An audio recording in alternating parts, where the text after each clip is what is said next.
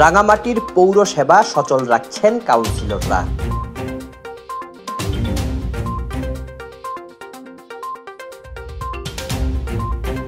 রাঙামাটি পৌরসভা সহ দেশের ৩২৩টি পৌরসভার মেয়রকে অপসারণ করে প্রজ্ঞাপন জারির পর নিজ কর্মস্থলে উপস্থিত হয়ে পৌরসভার সেবা নিশ্চিতে কাজ করছেন কাউন্সিলররা।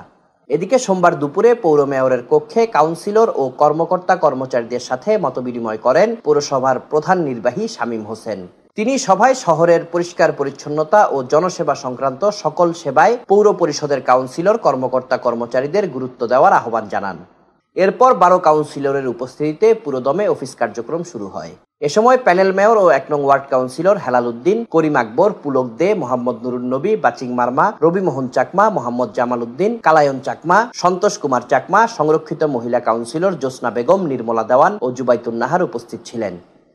এদিকে আন্দোলনরত শিক্ষার্থীদের সাথে মতবিনিময় করেন প্রধান নির্বাহী শামীম হোসেন। এ সময় শিক্ষার্থীরা তাকে ফুল দিয়ে বরণ করে নেন। Desk report, CST TV.